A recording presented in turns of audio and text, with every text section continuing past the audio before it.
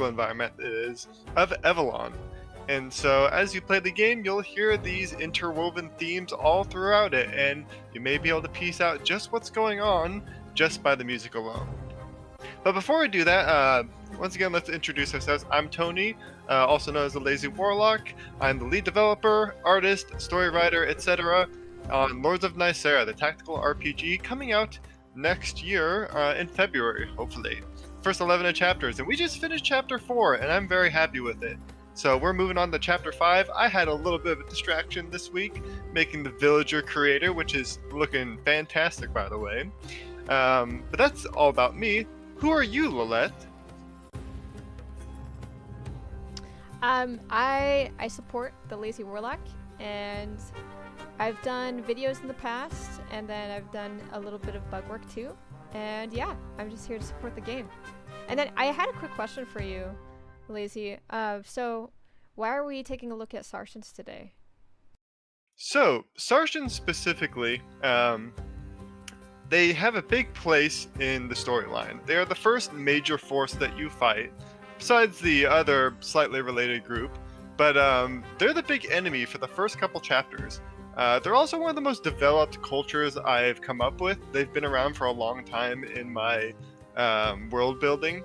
They're almost as old in the story as they are like in the history of the actual game. So I've built up their culture a lot. Their armor designs, their weapons, etc. are just really detailed, and I love them as a culture. So I thought, you know what, if I'm going to be making these characters and having players fight them so much, I thought maybe it'd be fun to do a deep dive into who they are and why I think they're such a cool group. So this is mostly for fun. I know that you lore hounds out there just absolutely love to hear everything and anything about the world of Nysera. So this one's out going out to you guys who just want to eat up as much lore and story as you can get. So that's what we're doing. Sweet. Let's dig right into it. Thanks so much for sharing this with us.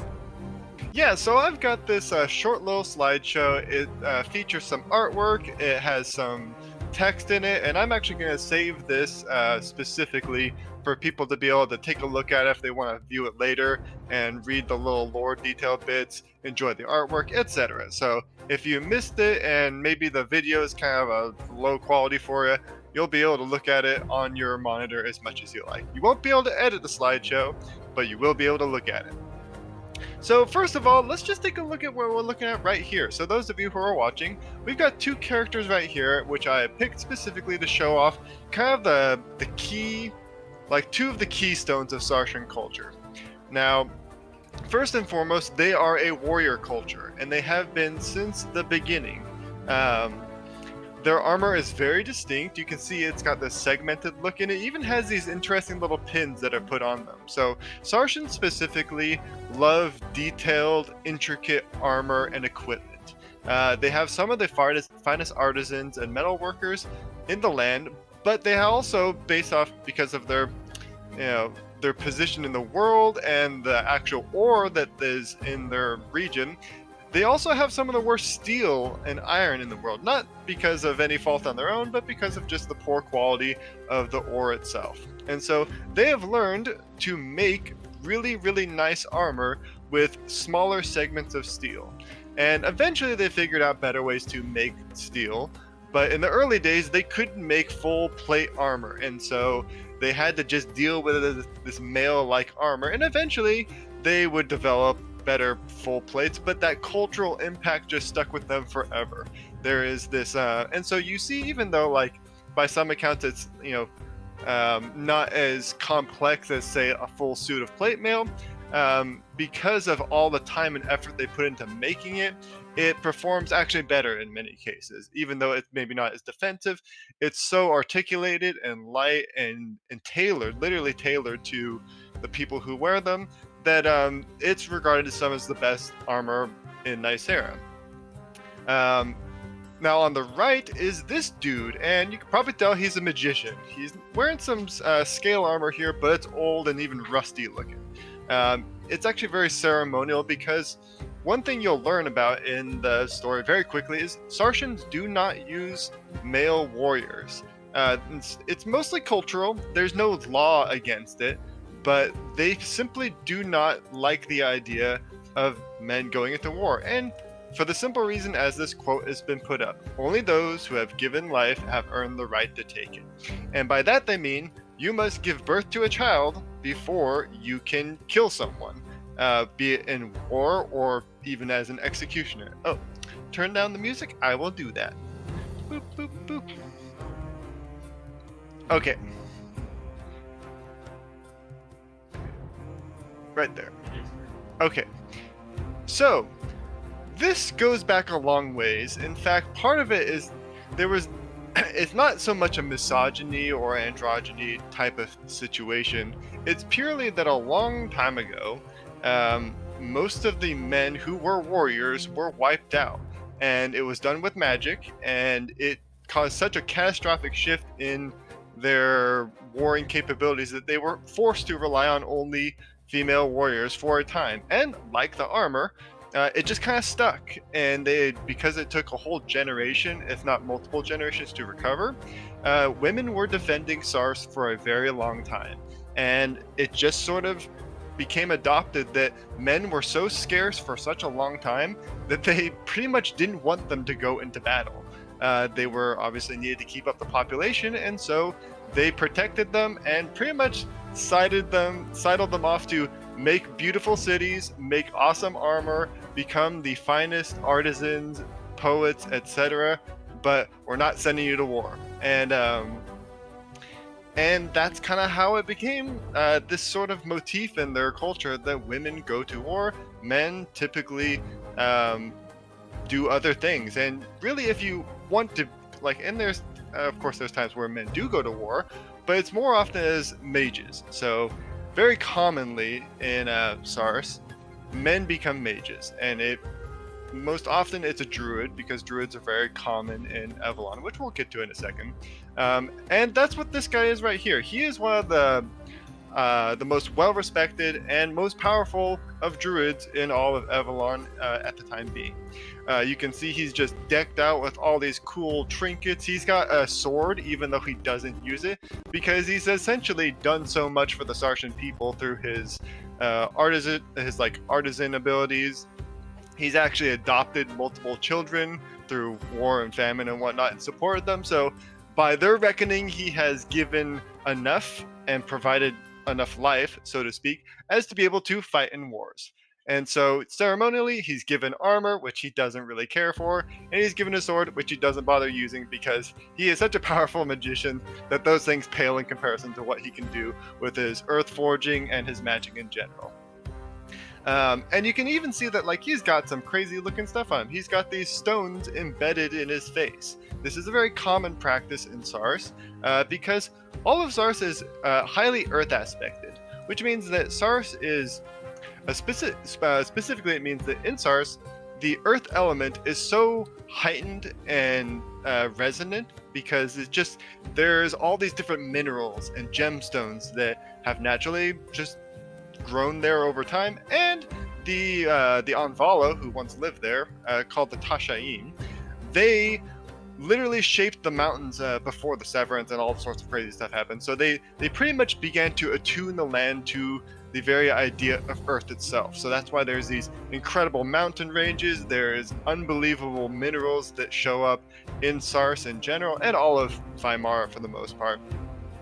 And this has sort of entrenched this very powerful earth aspect to the entire land. So their equipment, even though for a time the steel wasn't up to snuff by some cultural standards, it was so powerfully earth aspected that it still was incredibly powerful for the most part, because for example, or for main reason being that the earth element itself is associated with just sheer strength. So imagine the power that a mountain itself can force upon another mountain and cause mountain ranges to form. It's literally like tectonic plates, right? Like the idea of sheer magnificent power. That is what Earth is in this world. And so this character's spear here even though it's not made of steel, it's actually made of more or less pig iron. It's this sort of raw iron that rusts very easily. It has this sort of reddish color because the oxides grow on it. This spear, even though it's technically softer by steel standards, it's so powerful just because of the earth aspecting that by using it alone, you hit so much harder than someone just poking someone with a forged steel spear. So that's a totally different. I've totally gone off track already, but this is just goes to show how much I can talk about this one culture. So, yeah, go ahead.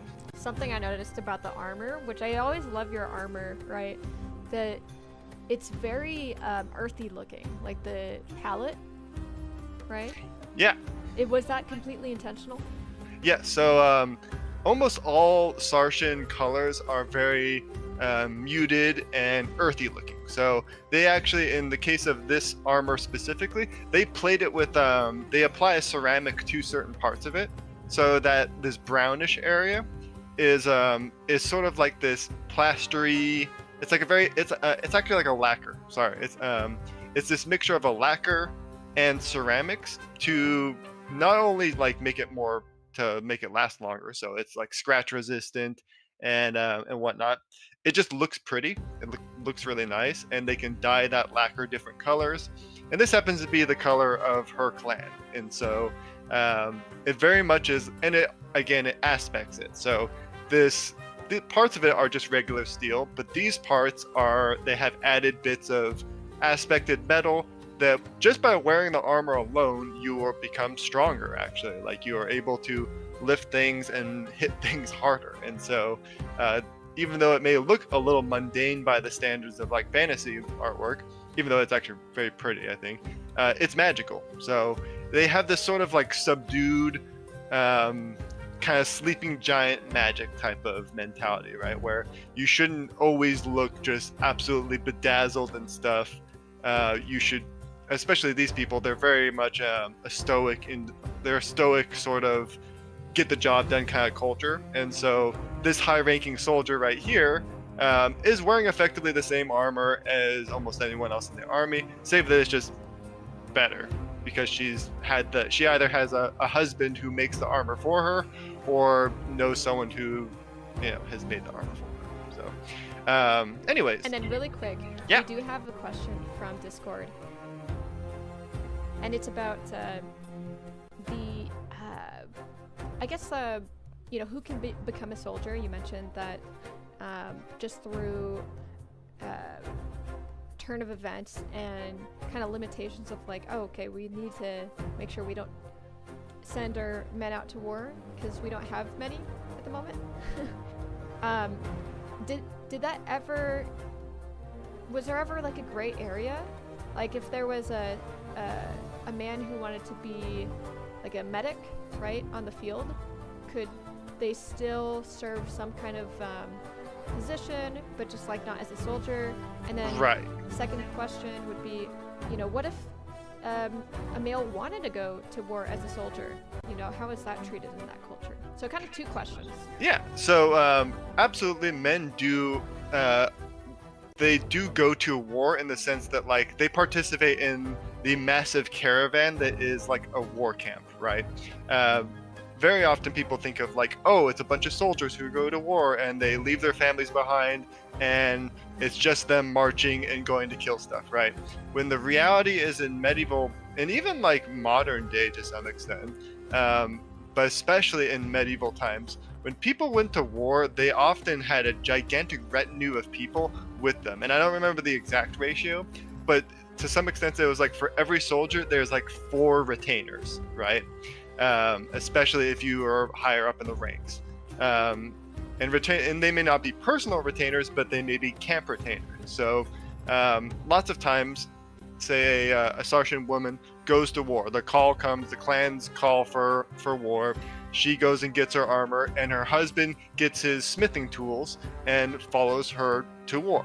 So he's not allowed to get in there and crack skulls, but he is allowed to repair the armor of hers and other warriors. And if there are healers, like absolutely, they're allowed to be medics and go do stuff, but they aren't, again, like they aren't necessarily stopped from fighting, but it is seen as a waste in their culture for men to fight and die in combat. In some respects, it's a very interesting dynamic, and I'm sure lots of people who play it will probably be like, well, that just is weird, right? Blah blah blah blah. They'll come up with all sorts of reasons, but it's like it's a cultural thing that they develop through hardship and tradition, because you'll also learn like they're very traditional people. They have stuck with their ways for a very long time, and for like over 1,000 years they were going on strong, having almost no problems. And so this sort of reassurance that yeah, this is a good way to do things, stuck with them for a long time. You know what this Now, reminds me of is Dune. Dune. The later books, yeah. The warriors from Dune. Right. We haven't seen it in the movies yet, but it's something that if you read the books later, you find that there's a whole like fleet, or not fleet, but like whole thing of female soldiers that are like the elite of the elite. Right. And of course it's also important to remember, and like I love the Dune books, but the Dune books are also through the lens of humanity, right? And it's an interesting take, because like especially like in that scenario, the god emperor of Dune, like hopefully no one's going to be too spoiled by this, but he believes that that women make the finest warriors because men eventually devolve into just mindless squabbling and betrayal, because they're vying for power and they're too filled with testosterone, more or less. Whereas women are so dedicated to a cause, and they have like, you know, maternal instincts to protect even a regime, that they're more loyal, more or less. The thing is, like, even though like it's a good parable, Gashin, which are like the human equivalent, are really not human in the way that they behave and in the way that their biology even works. So even though they obviously appear male and female, their biology is very different than humans. And so men and women can essentially be as strong or agile, or even like, you know, anything really warfare wise, and not only because like it's easier just game wise to just like make it that way. Like I don't want to have to like say, oh, there's a plus so and so modifier for a different gender. I think that's stupid, right? The point being that like the women in there's no like even specific reason for it. Like they come up with a cultural reason, right? But there's actually no biological reason for why Saarcians have only women soldiers, other than that they believe that, you know, culturally speaking, men need to earn the right to kill. And that's where you get this phrase, and their theme is called the right to kill, where you gotta give something to society before you're allowed to take life. And that's so this to answer that question, what if a man wants to become a soldier? Well, in Saarcian culture, you gotta prove that you can be one. And women, by default, because they can have children, they have to have a child first. So like, you'll meet characters and you'll have them join you where like they're like, yeah, I already have kids. Some of them are older ladies, and they're like, yeah, like one's a potter and another's, you know, she died or something in a later battle because she became a warrior too, or something like that. Or like she has a daughter that's training to be a warrior, something along those lines. Yeah, Discord says reverse Starship Troopers, where you need to serve to become a citizen. Right, and so technically, like, women do have it in Saarcian culture way easier to become soldiers because they just have to have a child. But like, that's also minimizing how difficult it is to have a child, right? Like, you have to go through childbirth, which is easier in Nysera because like there's not as many complications. Like again, Nyserians were a created people, they didn't evolve, and so they don't have this like the same biological issues, but I'm not going to go into that just yet. But the point being that like raising a child is difficult and giving birth to a child is difficult, and so like there's all these ingrained cultural aspects of like, oh well, you know, women give birth to children, it's painful, it's difficult, like it's another thing solidifying in their minds, well, they can endure pain and hardship, and so they once again, like immediately once giving birth, have the right to kill. Like, I mean, it kind of makes sense because if it's cultural, it aligns itself with other like IRL cultural stuff that we do that puts limits on people, just role wise. But there's not actually like a biological reason for it, like the Right. wise woman stereotype or the wise man stereotype. We've seen both in different cultures, just kind of depends on what culture you're looking at. But it's like, oh, well, I mean, either gender could be wise, but for some cultures, it's more often a wise woman. Other cultures, it's more often a wise man. So that's a very interesting take. And I'm just changing up the scenery to, not have the same image up. Because, like, yeah, it is really fascinating how I think this is partly why I made the Saarcian so long ago, because I saw these, like, very unusual cultural choices that humans made, right? That we kind of, like, have convinced ourselves make sense, but in the end are like, well, we just done it forever, and we think that it's fine, right? Because it works. Even though it's not necessarily the best way to do things, because, like, there's a lot of arguments to be said, like, why don't you employ male soldiers as well? And to be fair, like, other Nyserians ask this, right? This isn't a common thing in Nyserian cultures, because Nysera is, like, almost overly egalitarian about a lot of things. Because, again, like the gods, there's multiple gendered gods who, created the world, and so there's this equality in gender represented from the get-go, right? So they even Nyserians, when they meet Saarcians, are kind of confused by this, and they're like, well, you could double your fighting force if you just allowed men to fight, right? And they'll just be like, no, we know that, but we don't care because we don't think they deserve it. And again, I don't think I actually ever answered it. Men can become warriors in Saars. They just have to prove it. They have to prove that they can, like, that they've given enough to Saarcian culture that they are worthy of fighting. The problem is that requires them going to such incredible lengths to either adopt children or build cities or produce something of significant value, that by the time they've made that contribution, they're so far specialized that they're not good soldiers. Right? Like, because they're trained from birth most often to, like, you're going to be an artisan because you're good at that. Men are good at making things. Like, that's another cultural thing. They believe men are good at making stuff, right? Not necessarily making children, because they can't, but they're good at making other things, and that you should do that. You should go build this fantastic tower that gives glory to your clan. You should go help build a road so that we can improve transit, whatever it may be, right? Like, they're right from the get-go, they're encouraged to do these things. And if there's a young boy who's like, I want to be a soldier, either they go through the rite of needing to prove it, or they leave, because there are Saarcian men who say, like, I can't become a Saarcian warrior the way, like, my fellow female peers are just able to more or less, like, have a kid and go be a warrior. Like, that's unfair. I'm gonna leave Saars and I'm gonna go become a mercenary.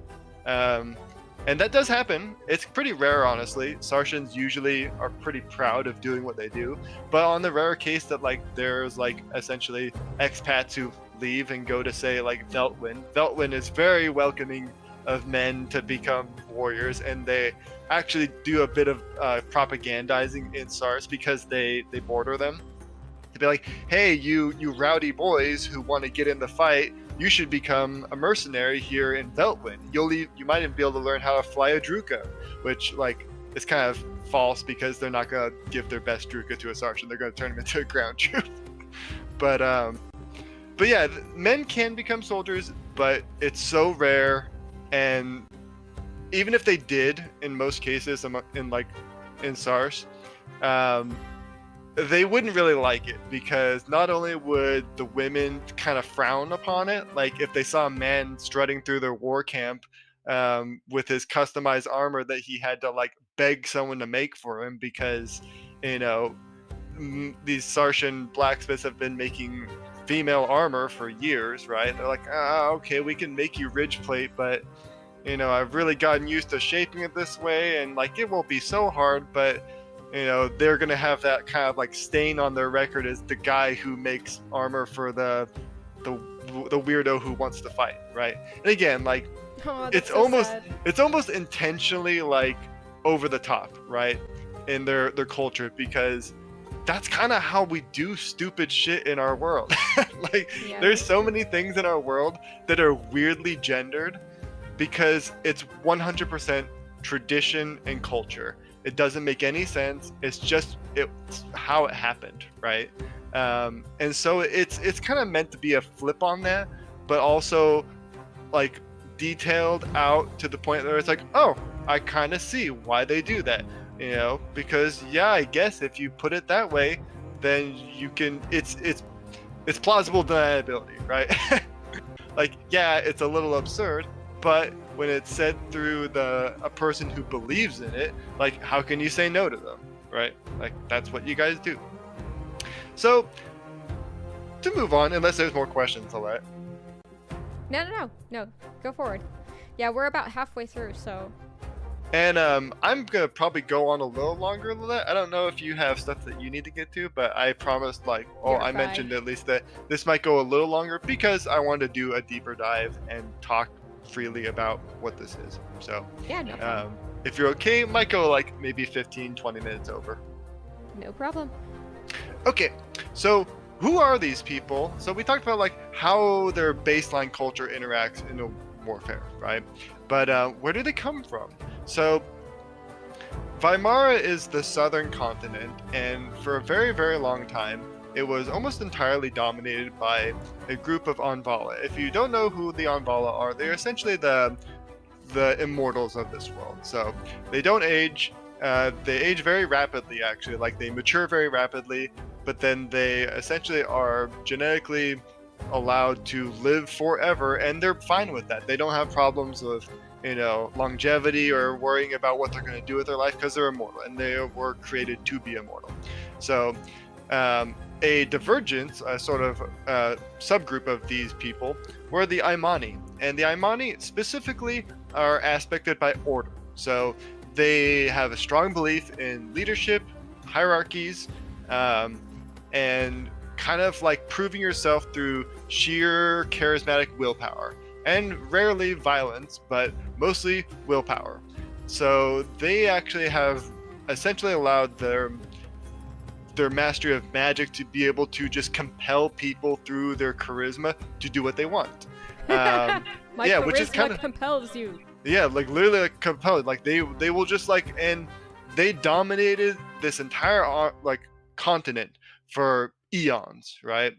Then these like weird little creatures show up that they don't like, called the Gashin.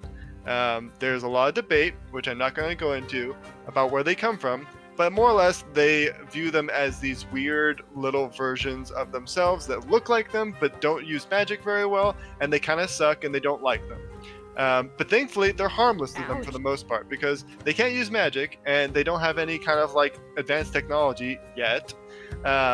And so they're super easy to pretty much dominate with their mental abilities. And it like so easy that they don't even have to do much just by being around them. Like this is a society, the Armani, I mean, who have practiced their ability to dominate and influence people like with their sheer presence for so long that these weak-willed little creatures have no chance against them. And for a really long time, these poor Gashin essentially become enslaved to them through simple charisma. They serve the Imani in their own weird little ways, kind of like, honestly, like they're so enamored by them that they don't really even know what they're doing so much. And there's nothing they can do for them. Like the Imani don't need them, but they sort of end up making this little religion serving the Imani. They form essentially a giant cult. That makes sense. Yeah, and they build, and like they go about building statues and these monuments, which you'll see in game. They are super cool. I love them. They are another big design feature that I put in that I'm really happy about.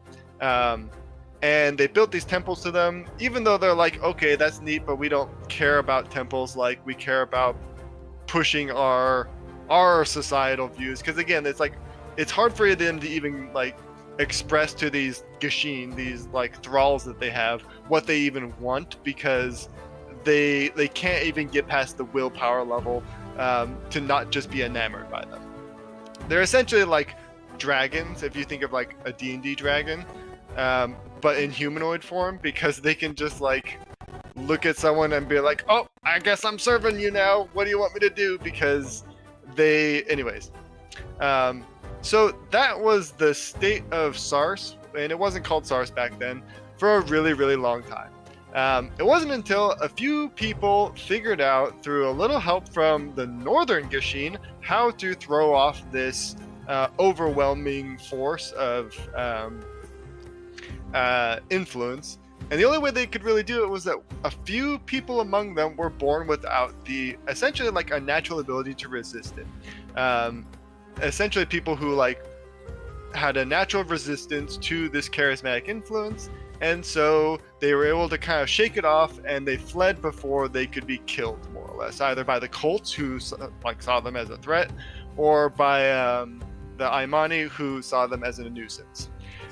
So one of these guys named Sar, he fled to Kuldar, which is in the north, and he met this, and he had no idea that these Gashin in the northern continent had completely liberated themselves from not only like any Aimani who had lived there, but all Anvala who had lived in the northern continent, at least in like the central region. So he becomes amazed that like these Gashin, who essentially have like very limited magical capabilities by the Anvala standard, were able to fight, and they have advanced equipment. And he's like, how the hell did you guys do this? And they teach him ways to resist magic, how to make weapons and use weapons. And he kind of trains with them for a greater part of his like young life. And he tells them like, you guys are struggling still. You're fighting against the Anvala. This again goes back to what are called the Surface Wars. You'll learn about this in the game too, and I can't get too distracted with it. But he tells them like there is hundreds of thousands of more Gashin who are living in Weimar in the south, but they're enthralled, and I don't know if we can save them, but if we can, they will like more than triple your fighting force, because there's a lot of them down there, because they haven't been killed off like and fought like you guys have been. They've just been milling about being cultists. And so he and a bunch of Kuldari and his like newly formed family, they go back down south, and they start to pretty much slowly introduce ways to resist this compulsion. And eventually they kind of start a mass revolution through not only artificing, but also like using magic. So he himself like knew a bit of magic at the time, and so he learns how to more or less manipulate again the mind. The mind is very pliable to these people, so he starts learning how to essentially throw them out of the clutches. And again, this is over like generations too, because even the Gashin live a long time. Like they don't live short lives like humans do. They can live like 300 years easy peasy. And so that's going to be another thing that's going to be hard to like express to players, that like these people live a long time. But I've kind of decided to like, oh well, a cycle is 3 years. A cycle being like the weird rotational seasons of Nysera. A cycle is 3 years. People talk in terms of cycles, how old they are. So 100 cycles is 300 years. 100 years is like, dang, you pretty old at that point. So whatever. I mean, it's kind of like in D&D, right? I always have trouble playing elves or dwarves, etc. And if your age is like, oh yeah, I'm like 350 years old, and then you like don't know any of the lore or anything like that. Right. It is really tricky. So anyways, through more or less they do essentially a slow revolution, because it takes in some cases like not only like removing the magical enthrallment that has happened to so many people, but also in a lot of ways like finding people who do have this natural resilience, especially Kuldari. So they introduced the Kuldari, who have like an innate natural resistance to magic as well, into just the society, and they start this slow revolution through literal generations until they can essentially liberate the area and drive out the Aimani. Now, that's like super, like that's about as like small of a way as I can summarize it. But this is where the Saarcians come from. They are people who are who have liberated themselves with help, of course, and so they have, but they also have this kind of long-standing history of being cultists and recognizing authority. So he got this little line here that although influenced by Kuldari ideals through like Saar, this guy who, you know, left and came back, their origins as Aimani cultists has allowed hierarchical systems to entrench themselves solidly into their culture. So Kuldari are 100% not that. The Kuldari in the north, they do not recognize authority of higher ups. They have no hierarchical systems. They're essentially anarchists. Even at like with despite their best efforts, they tried to instill this in the Saarcians, that they tried to help through this revolution. But in the end, they kind of saw authority as being valuable because Saar himself was one dude and he helped liberate them. So it was an easy through line for them to be like, your ideas of anarchism are neat, but like we still think that Saar did a lot, right? They still have a kind of great man theory. And now you might be thinking, okay, there's this Saar dude. He sounds like a guy, right? And he is. So why are the warriors mostly women? Saar wasn't a warrior. He was a magician. And so he again entrenched this idea in Saarcian culture of men giving to society. And he gave the most to society than any other Saarcian man. And so he's also lauded as a warrior of Saarcian. So he was pretty much one of the greatest earth forgers in his time as well. So he also, his influence established men becoming druids and becoming earth forgers. And he helped, and like, again, instilling that sense of like, okay, the men, he came and literally built cities with them. So like, because they were devastated through warfare, blah, blah, blah, blah. So he helped literally build new cities and teach them how to use earth magic. So there's a lot going on there, but we're going to move on. The only other thing that I want to mention is that they are still highly organized. So even though they, like the Kuldari are like the epitome of organized in that they have like these really tight syndicates of work and whatnot. So my point being that they definitely inherited this aspect in that they have their very tight-knit clans where people are highly organized into what they're good at, yada, yada, yada. They are not barbarians by any stretch, even though people find them to be kind of standoffish. Whoops. Okay, moving on. So, magic. Where does magic play in? Because magic is everywhere in Nysera. So what do these guys do? And the biggest thing that I've mentioned already is they're earth mages. So I got this fun little drawing that I had back in my stash of a earth mage, a druid here, fighting a war mage from Evelon. So this is kind of meant to indicate like the things that went on and whatnot in history. But since Saar established this, like, you know, sorry, I'm losing track. I didn't practice any of this. I said I would be like, it would be more professional. No, you're good. You're good. What's happening here? I'm just really curious about so this is a battle. So you've got this earth mage who he used a tremor attack to try and hit them, but the air mage, they're highly mobile, and so she's like kind of flying through the air, jumping through the air. She's using this big wind slash, which is this big sweeping crescent in front of her. And then he's lifting up a rock to throw at her. So it was just a fun, dynamic sort of battle that I wanted to represent, and that this is kind of like actually a good point to mention, like where they are now. So Saarcians spent a long time after this sort of kicking out of the Aimani, they had a long time to build up their own cities and structures and really establish like a proper place in the world as Gashin. Not just cultists who either lived underground or lived in these temples that they were allowed to live in and, you know, serve essentially the Aimani. But here comes the Severance, which is this unexpected event, and almost all of Weimara essentially is hit by a massive earthquake, and multiple ones too. The entire continent, part of it sinks due to continental uplift and dropping and whatnot, and so it essentially splits partly. So part of it just goes up, another goes down.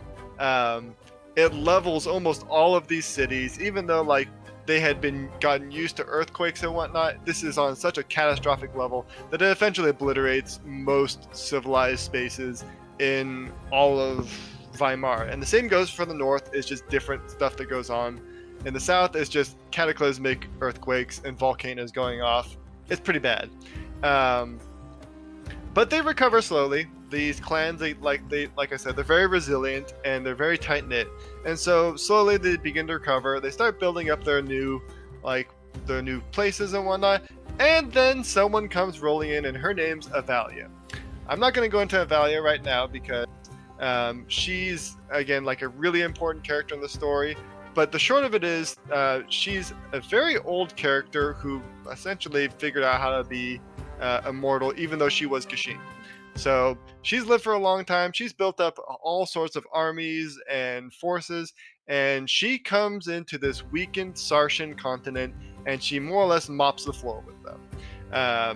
At one point, the Saarcians had just like dominated this entire land. It was almost impenetrable to any military force. Even though they fought amongst each other all the time, they would all more or less rank up together whenever an outside invader came in, and they would stomp them. They were just so like overwhelmingly powerful with their not only their magic and their equipment at this point, that even though they didn't have, say, like the firearms or the technology of the Kuldari, which the Kuldari do not share with people because they know they'll be used poorly, they typically, historically, were just impossible to fight from the outside, at least easily.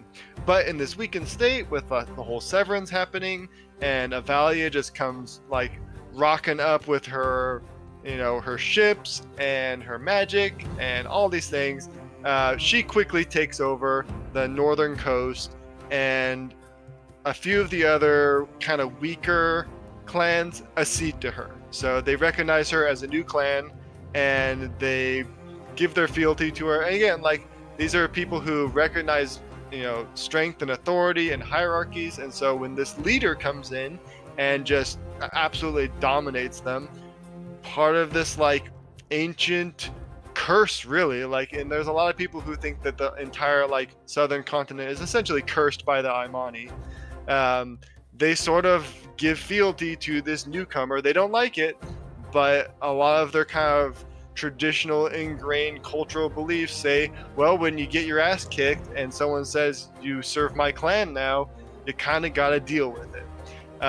Some of them did, some of them didn't. Those that did were essentially enveloped into the Avalonian army, initially as auxiliaries, and then eventually as just the standing army. So they were and the Avalonians, doing what the Avalonians do, they sort of take on the cultures that they, you know, overwhelm. So they took on these smithing techniques, and in a lot of cases the armor of the Saarcians. So they resemble the kind of this blend of Kuldari and Saarcian armors. Lots of Saarcians over generations now are serving Avalia, this like immortal leader. And they sort of just kind of how like culture can lose its grasp so quickly over just a couple generations. They pretty much begin to identify as Avalonians. But there are the Saarcians who did not agree to this, and they were pushed essentially to the worst possible place in the Weimaran continent. Like I said, it split, right? So one part of it split, the other dropped. The part that dropped became this verdant valley because all the nutrients and the silt and rainwater would essentially like pool into this this delta. Not delta, that delta's not good, but it's a valley, right? So valley, it's highly like anyways, the point being the lowlands are highly fertile, easily grow stuff.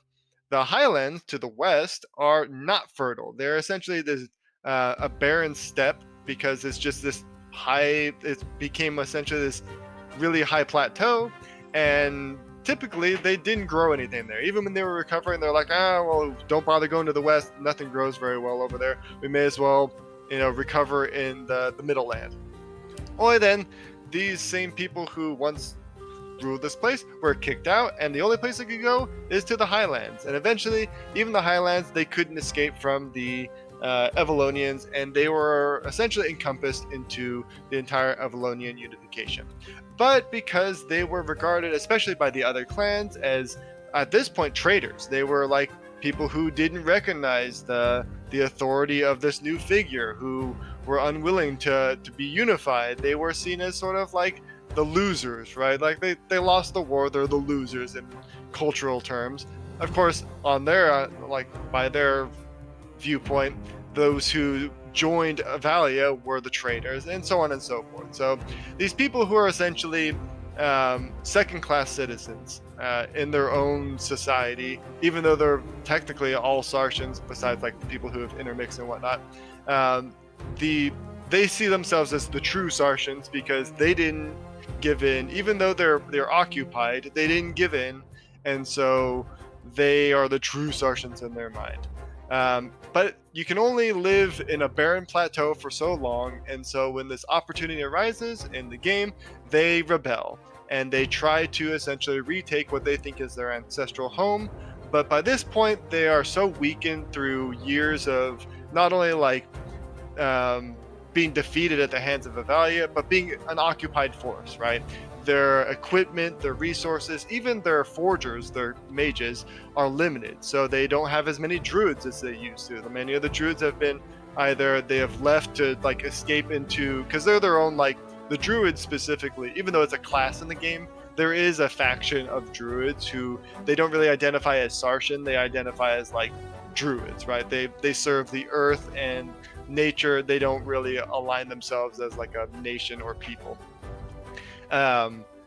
These druids have kind of left to either the forests where they can be left alone, or the high mountains where they can be left alone. So the Saarcians, as they are understood in the game, are in a very weakened state. So even though they have this history as being this phenomenal fighting force, this incredibly powerful faction that has essentially been impenetrable to the outer world, they're at their weakest they've ever been. Other than as cultists from 10,000 years ago, right? So it's why they in a way they're actually a perfect first enemy, because there's this essentially there's an explanation for why they're low level, right? Because I can't throw these elite fighters that are impossible to defeat at the players early on, because how are they going to fight them? And also, how are you going to rationalize that they're these elite fighters unless they have low stats? So that's why they're in kind of a perfect and unfortunate position to be the enemies in the game in the beginning, because they're a weakened force, they're desperate, and they have a good reason to rebel, because they are sick and tired of being occupied by this, what they consider the pretender, especially now that she's gone. That's not a big spoiler. You learn that in literally the demo. So Avalia is gone. They don't see any reason to serve the Avalonian rule anymore. So they're doing what Saarcians do best, and they be fighting. Okay, take a little break. Any questions that have come up? I'm really curious actually about the difference between Saarcians and druids, because you say that they're closely associated. What are the differences, the biggest differences? Yeah, so druids over time, right, have kind of developed their own subculture to Saarcians. So visually, they appear like Saarcians. They have the same kind of genetic phenotypes.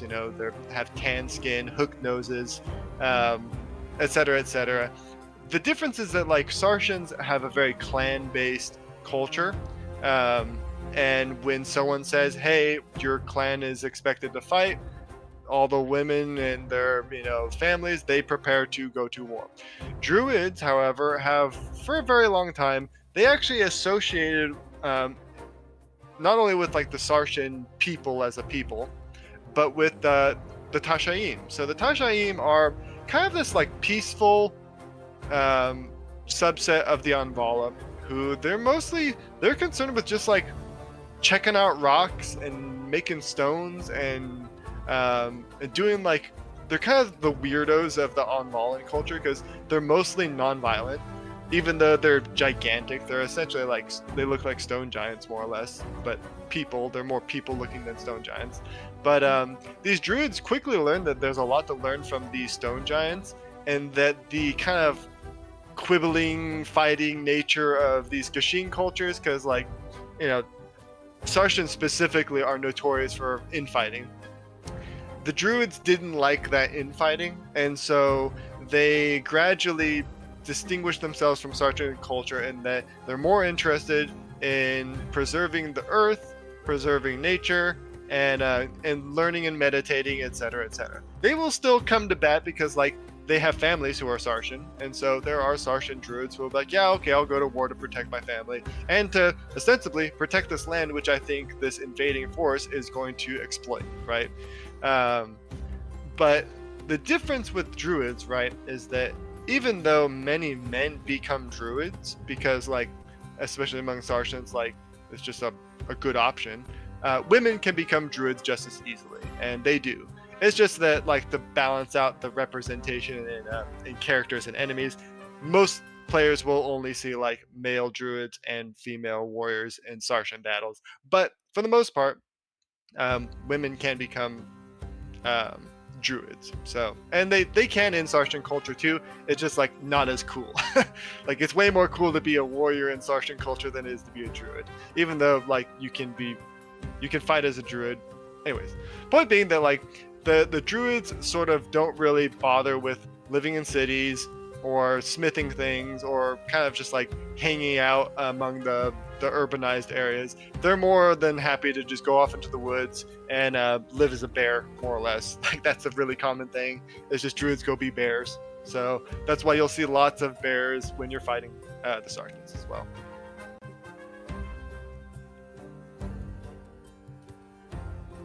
Anything else?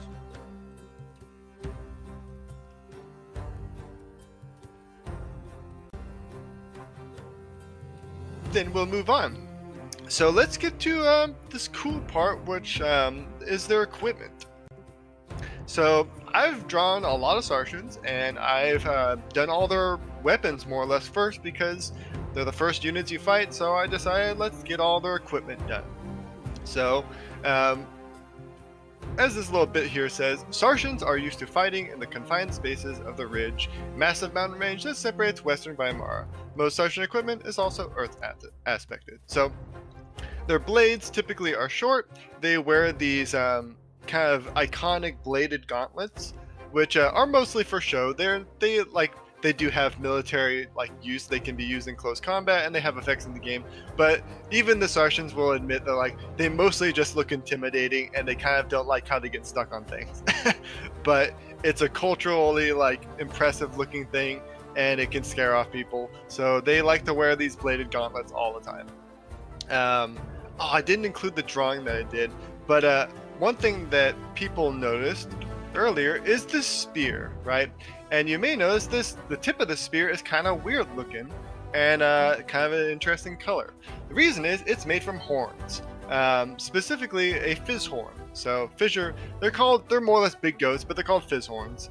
And I did a neat drawing of one, but I didn't include it in this. I'll post it afterwards.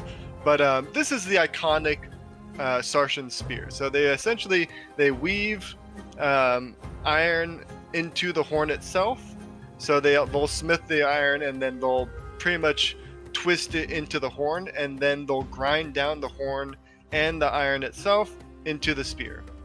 And then they usually insert a garnet, which garnet is earth aspected into a little crook in it. So they do this really intricate process of making the spear, and they're just very powerful spears. They can punch through steel easy peasy, because not only is like the tip of the spear incredibly sharp, and very wear resistant because it's made from like a magical beast and whatnot.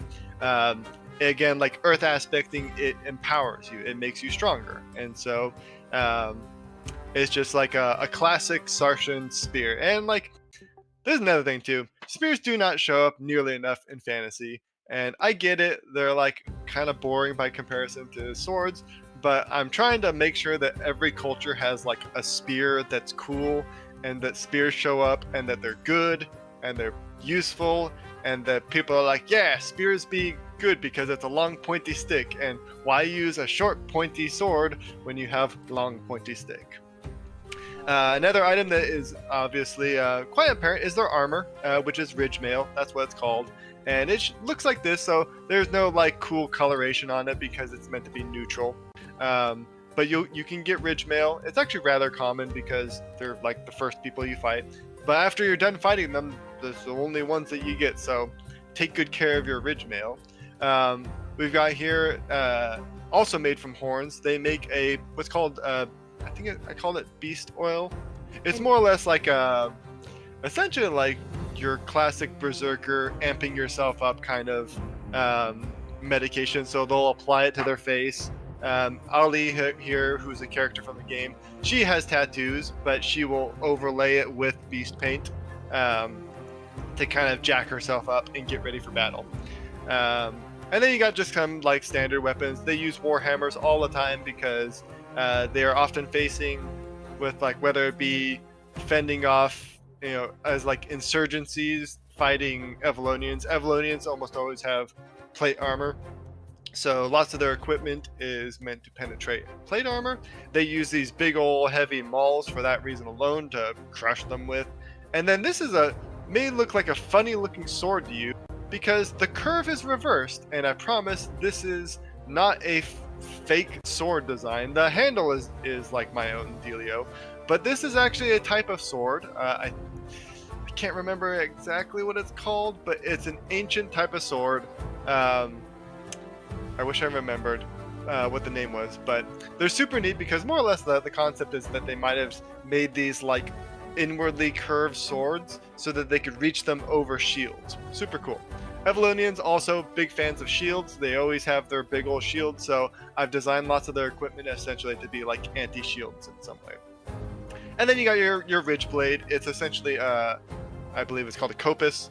It's this forward curving cool looking blade. They add little spikes to the handles. You can see it on Ali here as well. She's even got a horn inlay on her sword, so horns all over the place because again, like they're more or less pushed to these steps, right?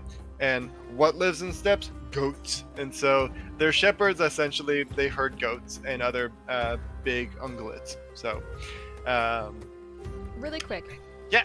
So, ridge mail, is that a real? No, this is entirely made up by me. This came about from my my ancient armor studies. So, I learned how various things were made, and I kind of invented this this weird way of linking the armor together. And it's the more I make it, the more I realize it's not super practical actually as far as like constructing armor, but it looks cool.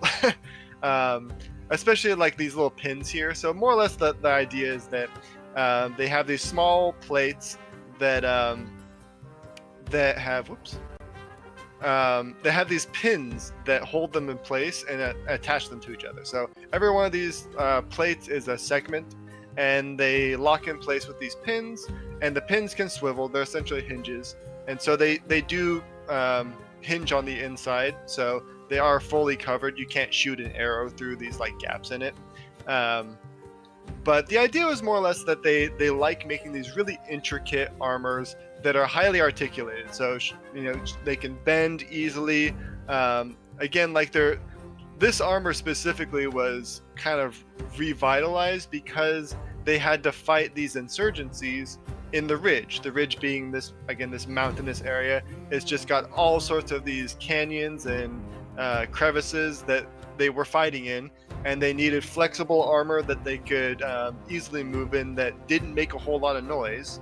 And so these swiveling pins here reduce the amount of noise, as long as they're greased, right? And just they were also adopting old armor types. So there is newer, I say newer, Saarcian armors, but they have long since been like either taken by Avalonians as like war prizes, right? You know, as like, oh, look at this, I got myself a jewel plate. And they're more advanced. They're more articulated. They don't use these pins anymore. They are perfectly articulated through rivets and whatnot. But they're very rare now in like what is now called Sars, even though again, like it all used to be Sars. And so what Ali is wearing here, it's good armor, but it's not the pinnacle of what the Saarcians could make, because that armor has long since been like essentially stolen from their culture. And again, another reason, like they're kind of pissed off, like they don't like how they've been treated, right? Because all of their culture has slowly been eroded by this invading force that has taken all these like interesting things that they have and just turned them into trophies, more or less. So I didn't include a picture of Ashava, who's their leader at the moment, but Ashava is wearing one of those plates of jewel plate. It's again highly advanced, even more magically artificed. But to answer your question, no, ridge plate is not a real world type of armor. It's just purely made up from my own imagination through just like the closest it could be would probably be a type of brigandine, or like just kind of a segmented like lamellar, but lamellar is usually like full lames across the body, whereas these are like smaller segments that are linked together. Yeah, someone said in Discord it reminds them of a more metallic type of scale mail. And I was kind of waiting for you to say it, like, oh, it's kind of like scale mail, but you mentioned other things. So is it actually not like scale mail? So they use kind of a scale mail on like the skirts here. You can see the armored skirts and the shoulders. And like these specifically, they're because like scale mail is typically small, right? So if we go back here, this is the oldest kind of Saarcian armor, which is scale mail. Scale mail is typically little teeny scales. I see. Yeah. So he's wearing essentially like antique armor, even by their standards, because again, he's not a warrior, he's a druid. And so like he wears this ceremonial armor almost as like an indicator of like, you've earned this right symbolically to fight, right? And even though like no Saarcian warrior would wear this, he can, because he's not going to take away a nice suit of armor from somebody. So how about just more concept images for ridge mail? Because this is new armor you've created, original armor you've created. Do you have more to share? I have. So this is the recent sketch I did of Sotir, who's this character here. I should have done it side by side. I do have a few other characters I've drawn, which I can actually just like open up really quick here. I'll just exit out of the, because this is it for the slideshow. So I've said all that needs to be said on these guys here, the images. So let's jump into.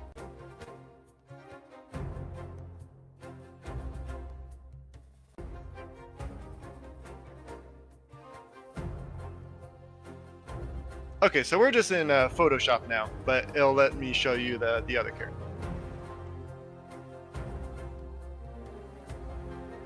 So this is an example of jewel plate. So this is the finest armor that was made by the Saarcians. This is Ashava. This is the leader of the Saarcian army. And so you can see like there's no there's a little clasp here that holds the breastplate together. And but sorry, all can you of zoom these, in a little? huh? Can you zoom in a little? Yeah. Let's Yeah, just like full screen it. Thank you.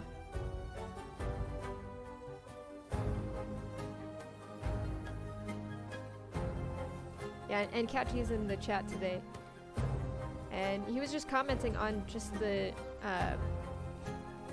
world building and innovation that you've done with Ridgemail. And I agree. Like, I think like your world building is super detailed, super duper detailed. Like, I wouldn't even have thought of how the pieces fit together. I think a lot of people draw armor superficially. They don't really think about how it actually works.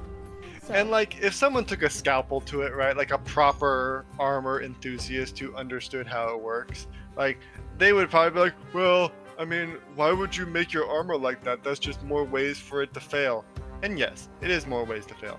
But if you look back at some types of armor in history, people went out of their way to make overly intricate armor that was so fancy looking that, yeah, if you damage that thing, it would be a bitch to repair, right? So I kind of, like, having looked at lots of armor, I kind of felt like, I could go like a little bit like overly, you know, engineered just for the fun of it, right? Because these are people that value that, right? Like, speaking from like a cultural standpoint with these people, if your husband, for example, is a blacksmith as a Saarcian, or you're just dating a guy, right? And he knows you want to be a soldier, and he either commissions or makes you a suit of Ridgemail that has these like intricate interlinking things, like, that is such a sign of like care and love to these people that they cherish that armor, right? Because it's so intricately made, and every one of them is a one-of-a-kind thing, because it has to be like all these segments, right, have to be fitted to the person. And so it's such a, like, it's a show of love, essentially, like, in its own funny way, to make that armor for them. Also, anyways, call out. Yeah. Ketchy says the thing around her neck, super detailed, looks really pretty. Yeah, so this is a clan gem. So every clan typically has something associated with stone or a type of rock. At least not by name usually, but their clan takes on a stone as their symbol, right?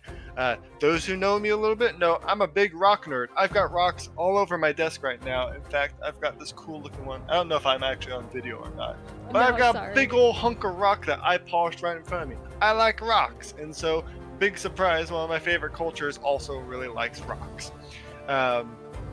So yeah, this is her clan gem. So they usually take on this shape here. They've got this cool steel casing. Not all of them are steel. And then it's usually a necklace of some sort. And hers is, I believe, jasper. So this is a big fancy red jasper, because she's part of the Fireheart clan, and Fireheart clan loves their jasper. So that's why she's got the red there. She's got the red clothing. So anyone with red is part of her Fireheart clan. She's got red hair, so again, like, red, because they be Jasperin. So yeah, this is a Shava, so I just want to show you what this looks like specifically with the jewel plate. So every one of these little jewels here, these are jade. So again, like, just to show you how rare this is, right? Like, this jewel plate does not have red stones in it, because if she had it her way, she would have jewel plate made of, you know, jasper or rubies or something.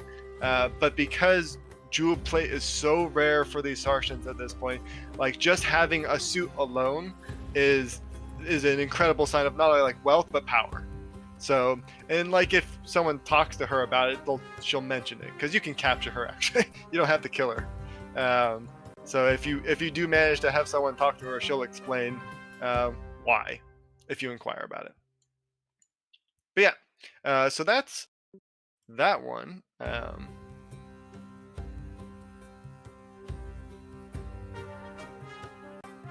Let's put on a different song. Oh, hey, Mr. Blonde. Welcome back.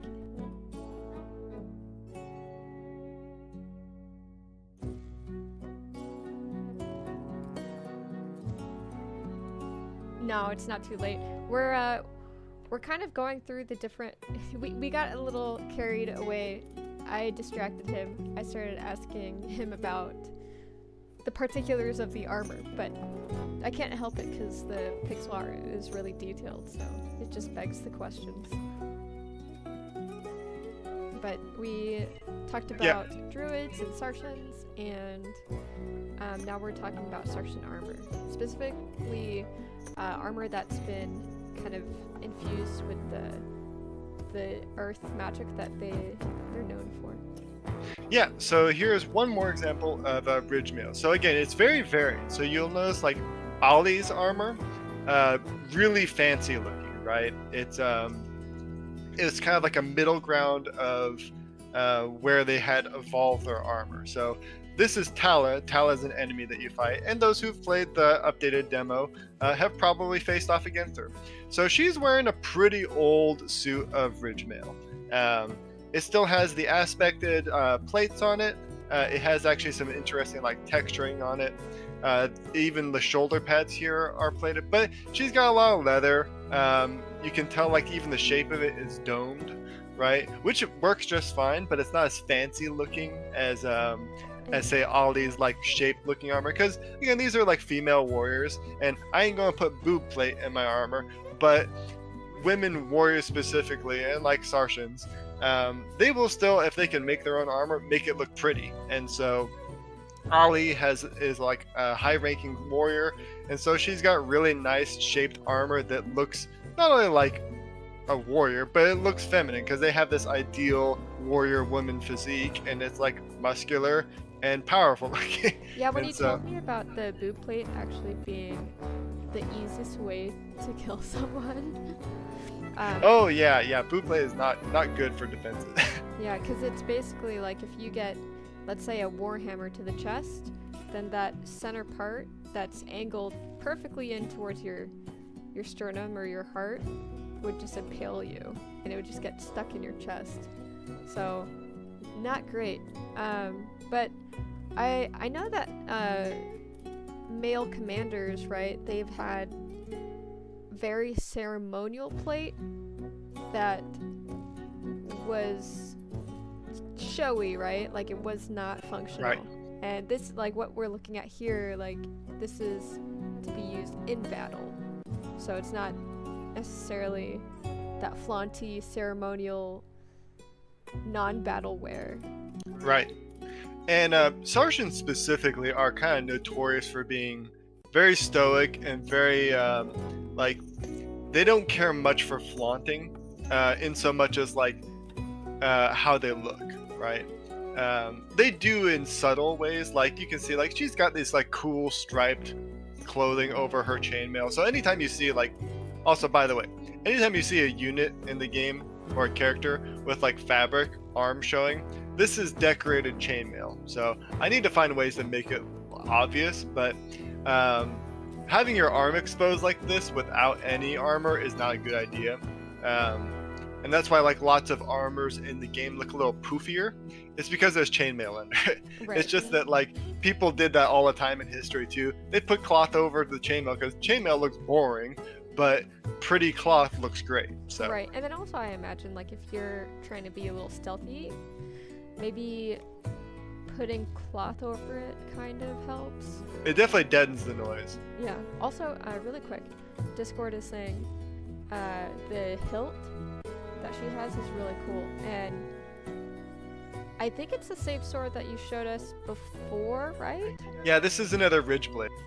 Okay, all right. Yeah. Yeah, so different hilt. So every one of them is like a different hilt because they're all custom made, right? Yeah. They don't have standardized equipment in SARS. Like they definitely believe in like crafting, right? But so why is it curved like that? yeah, so this is an old drawing, but handles, like you can do handles all sorts of ways. So there's curved handles. So you're saying it actually doesn't really matter? Yeah, so it does and it doesn't, right? Like, I've actually heard lots of times that it's actually the cross section of the handle that matters more that people complain about, but the curvedness of it, pretty much the idea that a curved handle helps because of the shape of the blade itself. So it's a forward-facing blade, so it actually like it curves forward slightly, and I don't know the exact physics of it. But a copus, which is what, or a falcata, there's different names for it. What are you doing, Summer? But yeah, in this case, it was just a Lazy quick drawing, warlocks. first of all. But they're just like curvy swords, and they are real looking. The only thing that I've never seen is like they add on this like hilt, more or less. So they got essentially like a trench spike on their sword as well, because again, like they're used to fighting literally in like these close quarters. I think one thing I probably should change though is this like backwards facing little spike here. I don't think that would be useful. I'd probably just get rid of that. Again, this is one of like this is from chapter 1, her character, and so one of the older enemy drawings I've made. So I'll probably actually redo this just a little bit, because now like the common ridge blade that I draw has essentially 3 spikes on the front and then just a closed hilt. So probably get rid of that actually.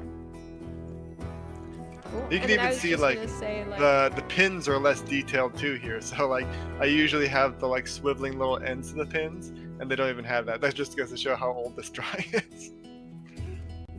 And you've been changing up some older drawings, just one by one. Yeah, very slowly. I haven't done too many revisions as of late, but I have been working on a few. Nice. One other drawing I wanted to show. It's not going to show very well in this. Let me see if.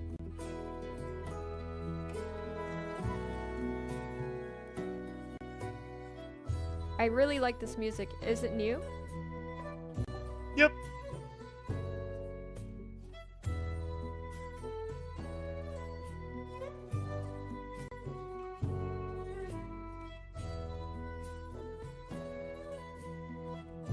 Okay.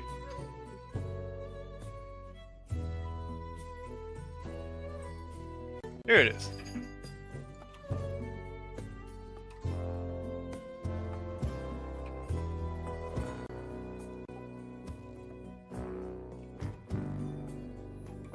I just wanted to show what the big goats look like. So I did a little study on goats today. These guys have been in my lore books for a long time, but just to show you, like, this is where the horns come from. So they That's a huge goat. yeah, they're huge goats. They've got their little goats next to them, so they keep these guys around. They can't really like tame them very well, but they keep them around to defend their herds, because it's a big freaking goat, obviously. Well, And it's so- got 4 swords on its head. Yeah.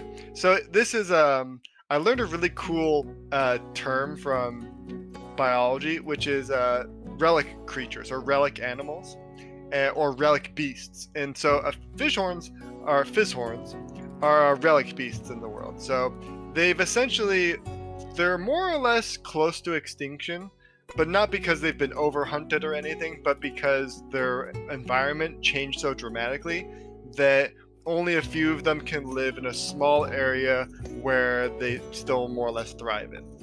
And so these guys are essentially the relic beast of Sars.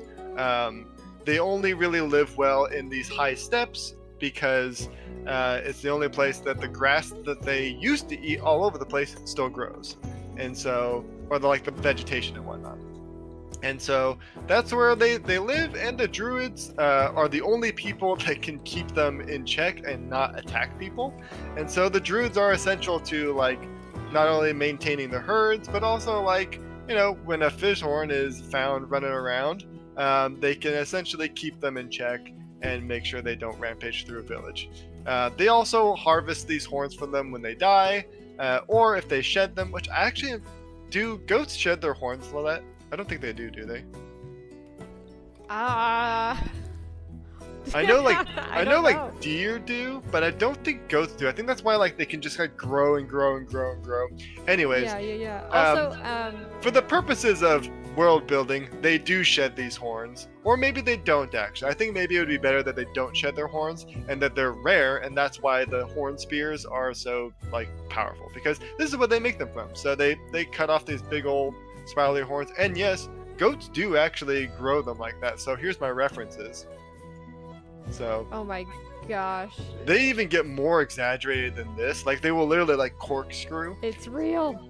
But I really like that the two horn things. And then look at this beast. Look at that Whoa. motherfucker. Okay, so the whole what's it called? Sigma lone wolf male. I want to be a Sigma lone goat.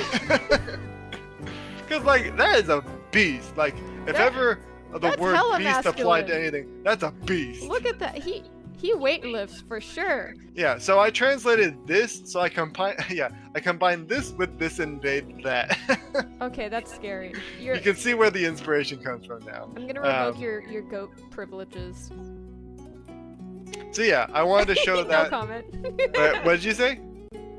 I said I'm gonna revoke your goat privileges. Goat privileges. Yes. You I cannot. didn't know there was such a thing. You cannot make more horrendous goats. Like horrendous in a good, extremely masculine way. No more mega male goats. Yeah, no more mega male goats. And then I've got a few sketches down here, I think, of like fighting stances that they do. Like real quick sketches, right? Well, actually, okay, now I just want like all kinds of creatures. Oh yeah, so you can see like more or less where my item designs come from. I usually sketch out, I go find a reference, I draw it, and then I like tweak it to see how I like it and add little filigrees or whatnot. The one item that's missing from their armaments is this guy here, which any Roman enthusiasts out there will notice it's a pilum, but I will once again add my own Nyserian flair to it because, again, they have equipment designed to fight against shields, and while it is debated, I like the idea that pilums can essentially render a shield useless by piercing it, and then they bend, and then they can't pull it out. So I'm going to have Saarcians use these cool spears that are like, when they impact, they essentially destroy someone's shield that they're using. So that was the last little reference picture I wanted to show that I can think of. Nice. And then also, we have confirmation from the Discord. Antlers can grow and kill their owners in certain situations. This is from Mr. Blonde. And I think I have seen that where it's like it curls into their brain or something. And then same thing with boars, I think. They have the same problem. Sometimes their tusks curl. Boar tusks will like grow through their heads, won't they? Okay, you need to make a mega male boar. Yeah, so there is a type of boar called a boarhound that I do want to draw. Again, I have lots of things that I have like written down and described them, but I haven't drawn them. So the boarhounds are essentially the dogs of Galvos. So Galvos is the lowland fertile area, right? That is essentially controlled by Evelon. And they have boarhounds there. So they're essentially longer-legged boars that they use as their essentially their watchdogs. So they've trained them to be a little defensive, grumpy little creatures. So I want to draw those as well. So there will be a mega manly boarhound probably. Okay. It won't be as big though. Like Fizzhorns are meant to be like big old things. Wait, mega manly boarhound. We should just add more things to that title. I can't think of more things. Okay, all right. We'll keep on generating more ideas for science. For science. But yeah, that's what we got going. For the Saarcians, there's a lot more old history, of course, in the lore, and I didn't even touch on what happens to them afterwards, like when the story starts in Lords of Nysera, which I'm gonna leave you guys to figure out.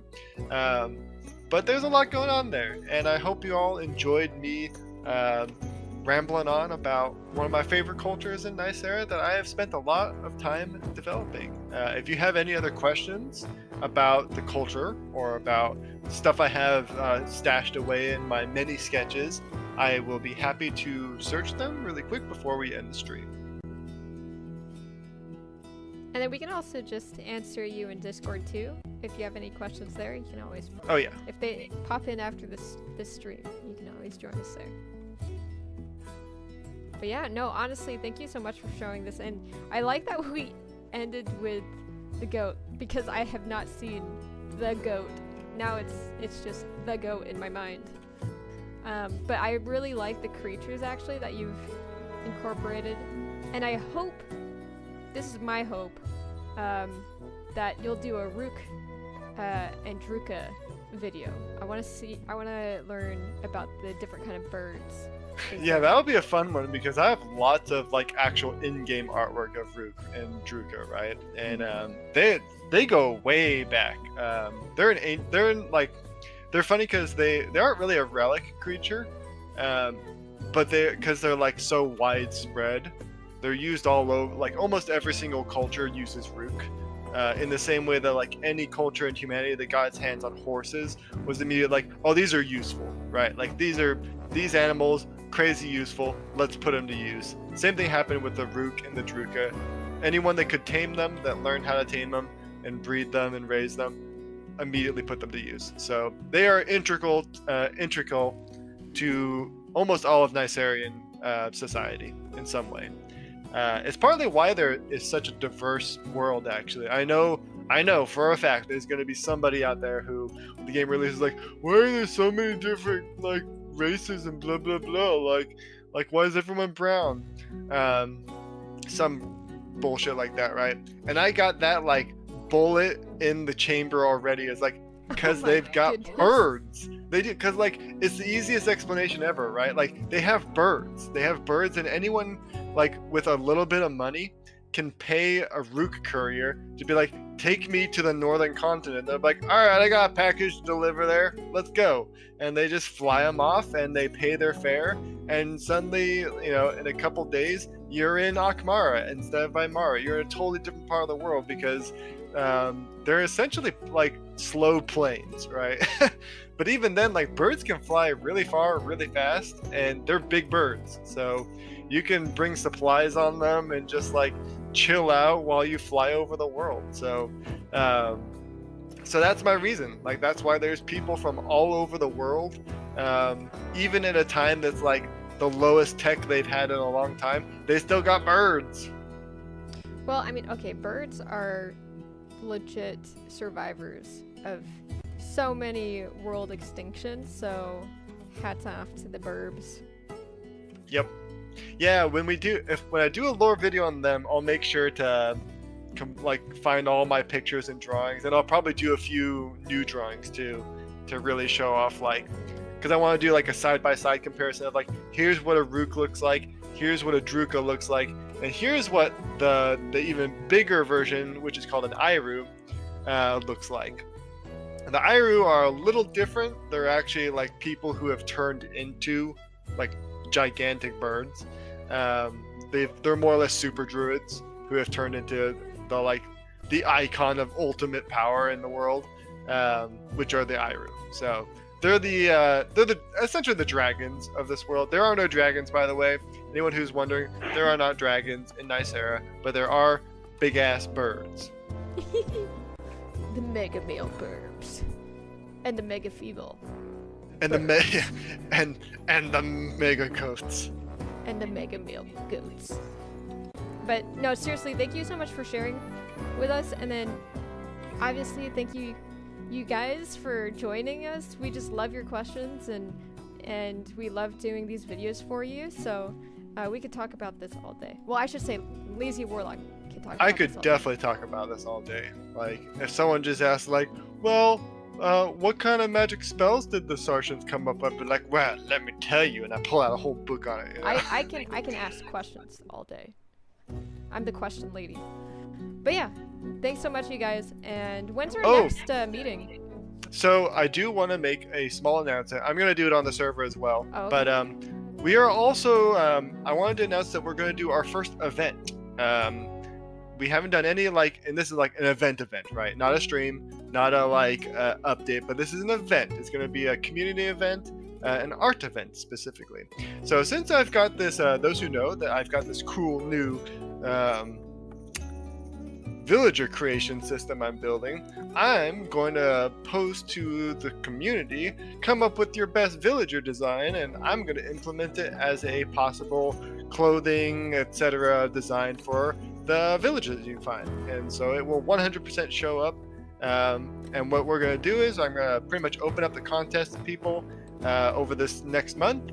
Everyone can submit their drawings, be they like a drawing that they made or like a painting they made, whatever it be. even if like you want to just like show a dress design itself that you have come up with, like that would be even way cooler if someone's like, hey, I do cosplay, etc., whatever, and they show off like a cool, clothing design. That would be even more impressive.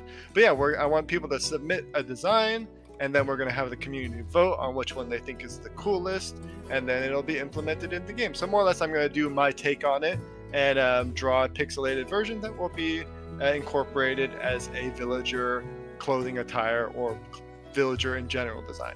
Ooh, okay, gotcha. And then definitely post the rules ahead of time for us. Oh yeah, I'm gonna do that before the end of the month, but I figured I would mention it here because I know people tune in. Sweet. Thank you, Lazy.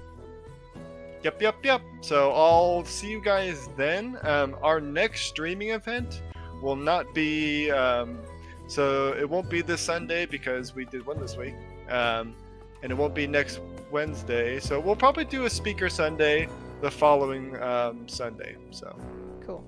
Awesome. Yeah, we're essentially doing 2 things every month. Yeah, pretty much. And then I will be gone for a little bit in April. I'm helping out for some family stuff for our family reunion thing. I'll let people know that I'll just be kind of gone for a couple days because I gotta help drive my grandparents around more or less. So I'll keep you guys up to date on that, so you'll know when I'm kind of like not speaking about anything for a bit. Cool. Awesome. You're the best. Thank you. Bye guys. Thanks for joining. Bye everybody. And we'll see you soon.